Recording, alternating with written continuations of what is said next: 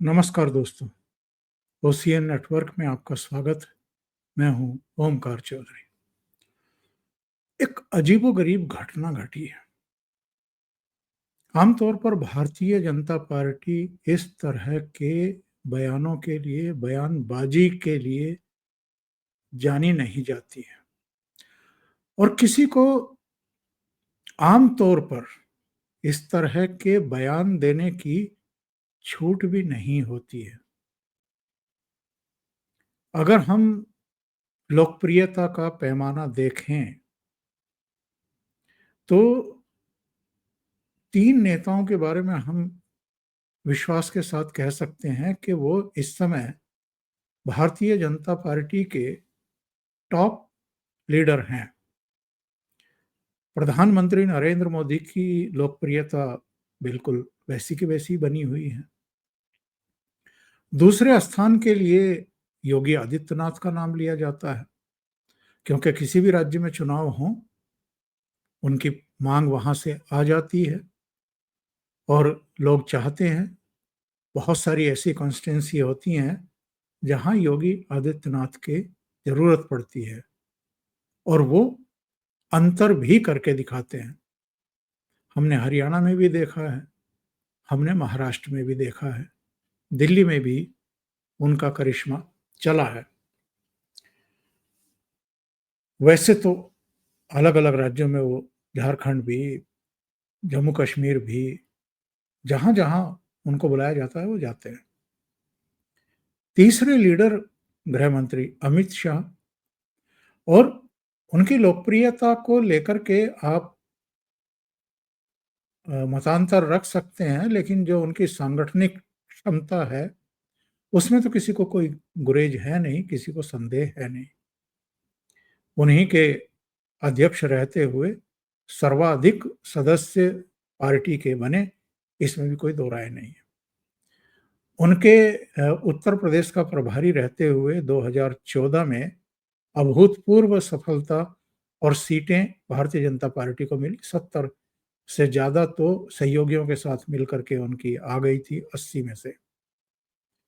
और उनका और योगी आदित्यनाथ का करिश्मा था 2019 के चुनाव में भी 64 सीटें बीजेपी और सहयोगी दलों को आ गई थी। दोनों ही चुनाव में पूर्ण बहुमत मिला था बीजेपी को।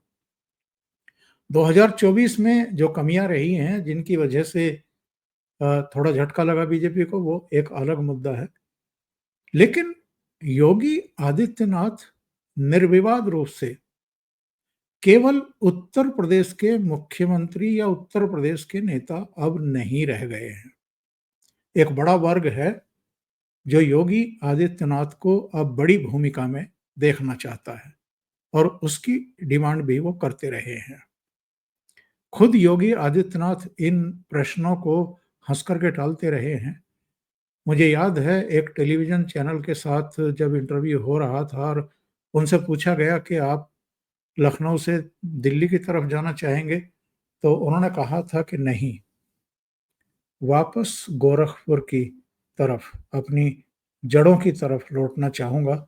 जिस भूमिका में था, उसी में जाकर के लोगों की सेवा करना चाहूँगा। यानी उनकी कोई महत्वाकांक्षा भी नहीं है कि मैं दिल्ली जाऊँ और प्रधानमंत्री बनूँ या किसी और दूसरे पद को सुशोभित करूँ। ऐसा कुछ महत्वाकांक्षा उनके भीतर नहीं है। और उनके जो कट्टर समर्थक हैं, उनकी ये शिकायत भी रही है उनसे कि वो हर तरह की गुटबाजी या खेमेबंदी या अपना एक खेमा तैयार करने की जो एक प्रैक्टिस हमेशा रहती है नेताओं के बीच में, उससे भी खुद को दूर रखे हुए हैं। और अब तो आप देखिए कि 2017 में वो मुख्यमंत्री बने थे, अब 2025 आ गए, तो 8 साल से वो मुख्यमंत्री हैं और अगले विधानसभा चुनाव में भी अब ज़्यादा समय बचा नहीं है। एक किस्सा मुझे याद आ रहा है कि पार्लियामेंट में खड़े होकर के अमित शाह भाषण दे रहे थे और अखिलेश यादव ने सामने से कोई टिप्पणी की उत्तर प्रदेश के बारे में, योगी आदित्यनाथ के बारे में, तो उन्होंने कहा था कि 2027 में भी वही रिपीट हो रहे हैं। तो खैर वो तो एक जवाब था अखिलेश यादव को। लेकिन वो बयान मेरे दिमाग में अब जाकर के थोड़ा टकरा रहा है। योगी आदित्यनाथ ही 2027 में रिपीट होंगे और इस बीच एक किस्से कहानियां चल रहे हैं, वो राजनीतिक गलियारों में हमेशा चलते रहे हैं, अब भी चल रहे हैं, कि जब सितंबर 2026 में नरेंद्र मोदी 75 साल पूरे करेंगे अपनी उम्र के, तो क्या प्रधानमंत्री पद छोड़ देंगे? क्या प्रधानमंत्री पद वैकेंट हो जाएगा? तो फिर प्रधानमंत्री पद पर कौन? अब एक इंटरव्यू निशिकांत दुबे का चल रहा था। इंटरव्यू लेने वाले ने उनसे पूछा कि योगी आदित्यनाथ को आप कहाँ देख रहे हैं? तो उन्होंने कहा कि वो उत्तर प्रदेश के मुख्यमंत्री हैं। और साथ में फिर उन्होंने ये भी जोड़ दिया, जब उनसे पूछा गया कि साहब 2017 में तो उनके नाम पर वोट पड़े नहीं थे उत्तर प्रदेश में, नरेंद्र मोदी के नाम पर ही वोट पड़े थे 2014 में भी, 2017 में भी। और जब उनसे कहा गया कि योगी आदित्यनाथ लोकप्रिय तो बहुत हैं, तो उन्होंने कहा कि लोकप्रिय तो हिमंता बिस्वा शर्मा भी हैं, देवेंद्र फडणवीस भी हैं, और 11 करोड़ सदस्य बनाने वाले भारतीय जनता पार्टी के गृह मंत्री अमित शाह भी हैं। मतलब इस तरह की बातें कुल मिलाकर के उनकी बातचीत से एक ध्वनि निकली है। आमतौर पर ऐसा होता नहीं है कि जो टॉप लीडरशिप है बीजेपी की, उसके खिलाफ इस तरह की कोई बयानबाजी करे।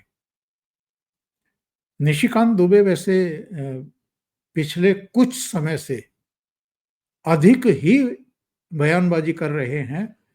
उनके अटैक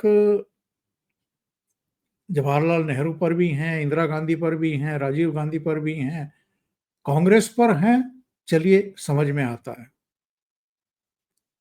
और सदन के भीतर भी वो लगातार सोनिया गांधी, राहुल गांधी पर अटैक करते रहे हैं। लेकिन इसी साल के शुरू में जब चीफ जस्टिस संजीव खन्ना के कुछ डिसीजन आए थे, तो उन्होंने संजीव खन्ना के बारे में, चीफ जस्टिस के बारे में ये कह दिया था, उनके रिटायरमेंट से पहले की बात है, कि देश में अगर दंगे हुए तो वो चीफ जस्टिस ऑफ इंडिया की वजह से, संजीव खन्ना की वजह से होंगे, और वो सिविल वार के बीज बो रहे हैं, कुछ इस तरह की बातें उन्होंने कह दी थी। उसको लेकर के मीडिया में बड़ी कंट्रोवर्सी हुई और जेपी नड्डा को सामने आना पड़ा, और उन्होंने कहा कि ये भारतीय जनता पार्टी का बयान नहीं है, नीतियां नहीं है, विचार नहीं है, ये निशिकांत दुबे का व्यक्तिगत विचार है। और उन्होंने कहा कि उनको ये नसीहत भी दी गई है कि वो सुप्रीम कोर्ट के बारे में, न्यायपालिका के बारे में इस तरह की बयानबाजी ना करें। हम न्यायपालिका का पूरा सम्मान करते हैं और उसके जो भी फैसले हैं उनके साथ हैं। अब जो निशिकांत दुबे ने योगी आदित्यनाथ के खिलाफ एक तरीके से मोर्चा खोला है, उनके खिलाफ बयानबाजी की है, बड़े शार्प तरीके से की है। अब इसके कई अर्थ निकाले जा रहे हैं। कहीं किसी के इशारे पर ये पेशबंदी कर रहे हैं, मोर्चाबंदी कर रहे हैं, शुरुआत कर रहे हैं, या ये एक पैमाइश करने की कोशिश है कि अगर योगी आदित्यनाथ का वो विरोध करें कि दिल्ली में उनके लिए अभी कोई जगह नहीं है, अगले 20-25 साल तो दिल्ली में उनके लिए कोई जगह नहीं है। तो जो कार्यकर्ता हैं, जो नेता हैं बीजेपी के, उनके रिएक्शन कैसे आते हैं, या उनके जो समर्थक हैं, मीडिया में भी, सोशल मीडिया में भी, वो किस तरीके से रिएक्शन देते हैं। सुनवा देता हूं मैं उन्होंने कहा क्या है उस इंटरव्यू में।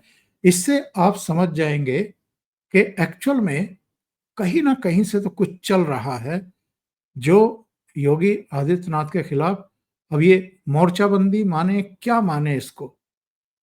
हालांकि अगेन मैं वही बात कहूंगा कि बीजेपी की ये रवायतें नहीं है, ये परंपरा नहीं है, बीजेपी की ये संस्कृति भी नहीं है। सुन लेते हैं निशिकांत दुबे ने कहा क्या है। योगी जी आज मुख्यमंत्री हैं और दिल्ली का जगह खाली नहीं, और 20 साल 25 साल बाद क्या सिचुएशन होगा किसी को कुछ नहीं पता है। 20 साल राजनीति में बहुत बड़ा चीज होता है, तो इसीलिए उस तरह के कोई प्रश्न न किसी के मन में है न किसी के मन में होने चाहिए। सर मेरा काम जनता के क्वेश्चन मैं कह रहा हूं कि उस तरह के प्रश्न जो है पार्टी में किसी को नहीं है, होना भी नहीं चाहिए। 2017 में जब योगी जी मुख्यमंत्री बने तो योगी जी के नाम पर जो है उत्तर प्रदेश में लोगों ने वोट नहीं दिया, मोदी जी के नाम पर वोट दिया। आज भी जनता मोदी जी को ही वोट करती है। बट योगी जी लोगों को पसंद तो आ रहे हैं। नहीं, पसंद तो कई एक लोग आ रहे हैं, पसंद तो हेमंत विश्व शर्मा भी आ रहे हैं, बिल्कुल सर। पसंद तो देवेंद्र फडणवीस भी आ रहे हैं, बिल्कुल सर। तो मैं आपको ये बता रहा हूं कि पसंद तो माननीय गृह मंत्री जी कितने पसंदीदा हैं आप वो उसकी कल्पना नहीं है। अमित शाह जी 370-35 से जो नक्सलवाद उन्होंने खत्म किया, जिस तरह का सिचुएशन है आज की डेट में, यदि भारतीय जनता पार्टी इतनी बड़ी पॉलिटिकल पार्टी बनी है, 11 करोड़ लोगों की पॉलिटिकल पार्टी बनी, तो all credit goes to my president, that time president. यदि उत्तर प्रदेश में आज भी भारतीय जनता पार्टी ने यदि सबसे भारी विजय हासिल की 2014 के लोकसभा चुनाव में, उस वक्त वो इंचार्ज थे, फिर उन्होंने पॉलिटिकल पार्टी क्रिएट की। तो हमारी पार्टी ऐसा है ना कि उसमें टैलेंट की कोई कमी नहीं है, सभी लोग टैलेंटेड है। लेकिन जो मैं आपके बात को कट शॉर्ट, इसको बहुत नहीं बढ़ाते हुए मैं आपको केवल इतना ही कह सकता हूं कि जब तक मोदी जी जिंदा है। अब इन्होंने बड़े शार्प तरीके से योगी जी के नाम की जो चर्चाएं चलती हैं दिल्ली को लेकर के और बड़ी भूमिका को लेकर के, प्रधानमंत्री पद को लेकर के, एक तरीके से उस पर असहमति व्यक्त की है। और किन शब्दों में की है वो आपने सुनी है। हालांकि वो एक सांसद हैं, लेकिन चौथी पांचवी बार के सांसद हैं और बड़े मुखर माने जाते हैं। और जिस तरह की डॉक्यूमेंट्स उनके पास आते रहे हैं अलग अलग घटनाओं को लेकर के, क्षेत्रों से रिलेटेड, और उन डॉक्यूमेंट के आधार पर जिस तरीके से वो कांग्रेस के ऊपर प्रहार करते हैं, ये माना जाता है कि वो सब सरकार के ही विभागों के द्वारा उनको उपलब्ध कराए जाते हैं।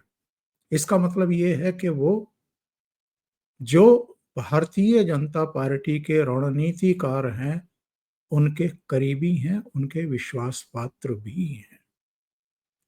इसलिए भी योगी आदित्यनाथ के खिलाफ उन्होंने जो एक लाइन लेने की कोशिश की है, कहीं ना कहीं ये इन चीजों को रिलेट तो करती हैं कि ऊपर से कुछ चीजें शुरू हो रही हैं। किसके द्वारा कराई जा रही हैं ये अभी भविष्य के गर्भ पर छोड़ देते हैं, भविष्य पर छोड़ देते हैं। अभी के लिए इतना ही। बहुत बहुत धन्यवाद। अगर आपको ये चैनल और इसके कंटेंट पसंद आ रहे हैं तो लाइक करें, कमेंट करें, वीडियो को शेयर भी करें। अभी तक अगर आपने ये चैनल सब्सक्राइब नहीं किया है तो सब्सक्राइब कर लें, साथ में लगे बेल आइकॉन को दबा दें ताकि आगे आने वाले वीडियो और उनके नोटिफिकेशन आप तक पहुंचते रहें। बहुत बहुत धन्यवाद। नमस्कार।